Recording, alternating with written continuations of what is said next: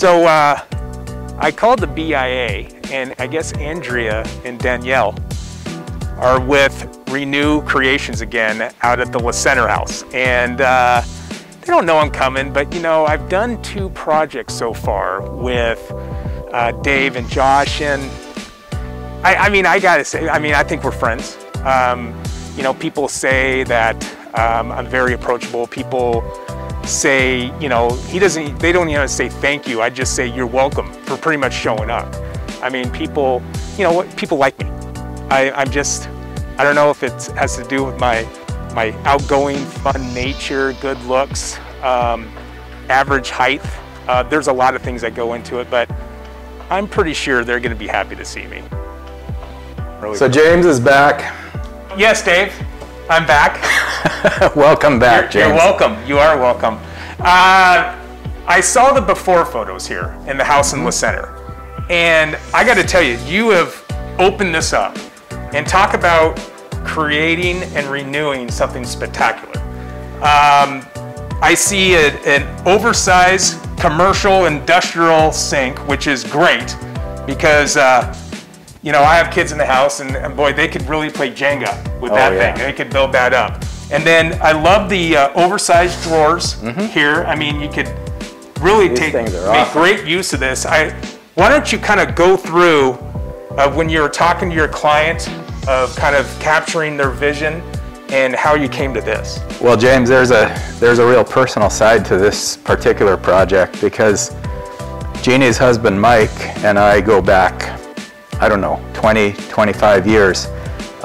He worked as a subcontractor on some of my jobs years and years ago, and we ran into each other at a remodeled homes tour.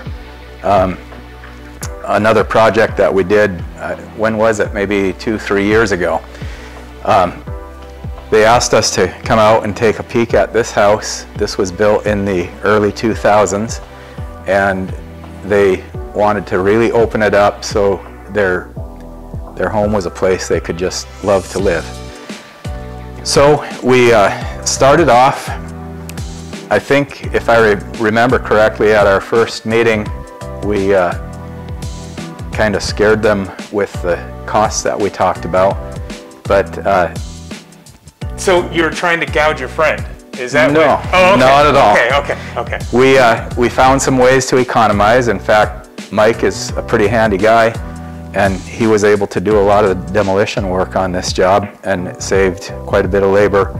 So we pulled it together in a way that fit their budget, but also opened it up and made it livable the way they like to live. That's a great approach. It is night and day compared to what we started with. Although the house was not that old, it was built in the early 2000s. Some of the finishes were feeling just a little bit dated. And not only were the finishes needing to be updated, but it was the whole flow, the way that the house lives.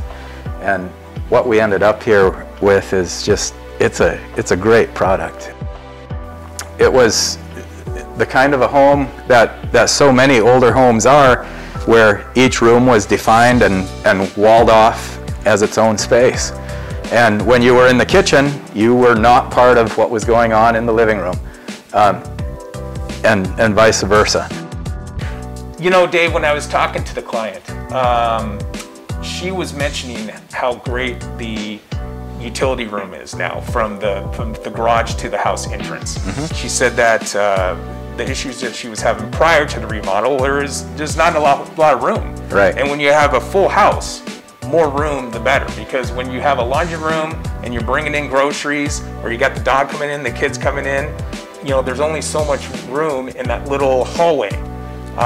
What she loves about the new room in there is how it's more opened up.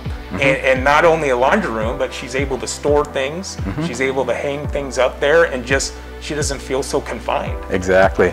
You know, many times when new homes are built, the focus is on the main living areas, kitchen, living, bedrooms, bathrooms, and storage is sort of a second thought. And when Mike and Jeannie were planning this job, this remodel, they were transitioning from kids who lived at home to kids in college and returning from college and that stage of life. And storage for them, as well as for so many of our clients, is a major issue. So that laundry room, as an example, we just bumped a wall over about 4 feet, which nearly doubled the size of the laundry room and certainly increased their storage capacity. I mean, there's another example of increasing square footage without having to add a room. Yeah, we didn't add one bit to the foundation or the footprint of the home. We just repurposed several places in it, and it really worked out well. Obviously, every client has a budget they got to stick to. I was talking to the homeowner, said that she went to CFM, she went to DeWills. They were aware of their budget. They kind of knew where her vision was of what her kitchen what she wants her kitchen to look like. And it sounds like they gave her a lot of different options to choose from. Well, they absolutely did. In fact, walking into a place like Contract Furnishings Mart or DeWills, they have so many huge numbers of selections to choose from that if a customer just walked in there on their own, they would probably be lost. And it would not only be hard to stay within budget, but it might also be difficult to pull all of the design elements together to look right. And that's really where our designer, Kirsten, comes in. She is phenomenal, and I think Mike and Jeannie could attest to it, that Kirsten would meet them at the vendor's office, whether it was DeWills Cabinets or Contract Furnishings for the selections of tile and flooring and so on. But she would narrow their choices down. She had talked with them previously and sort of knew the styles and colors that they were interested in, and she had pulled together several different palettes that they could choose from, and it just really came together nicely. Not only with colors and the blending of materials together, but also just the options. For instance, these huge drawers on these cabinets, they were an important feature for them to have, but that was one that we focused on. And then perhaps there were other things that got weeded out just to make it work within the budget constraints that they were working with. One of the big things in this whole business is for us to assemble a team of people that work together. We have our internal team of employees, but we also have so many relationships with material suppliers and subcontractors who work together. Really, we all work together on a daily basis. We know each other personally, and when we bring the needs of the client to them, whether it be a cabinet shop or the tile or flooring material, or if it's electrical or plumbing, those are things that perhaps we don't discuss so much with the customer, but we discuss with the subcontractor to see that, for instance, the lighting works well with the space that we've got, or the plumbing, the changes that are necessary may be made, and the customer may not ever even be aware of the changes that we're doing or the adaptations that we're making. But what we're after is a project that works well when it's all said and done. And that team of people is key. And you know what, you actually said that perfectly. If, example, you go to the BIA website, you see the list of members. Yes. You have every segment on there. You have suppliers, you have excavation, you have remodelers, you have every type of member is what helps bring a project together.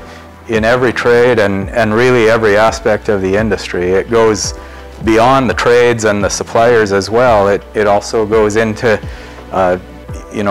real estate and title and insurance and all different aspects of what you deal with as you're developing property or building a home or remodeling a home. This industry covers so many facets of what we do in our society. It's phenomenal. And the membership that we have in the BIA is, we just have a great local association here with fantastic members. Well, you nailed it there, Dave.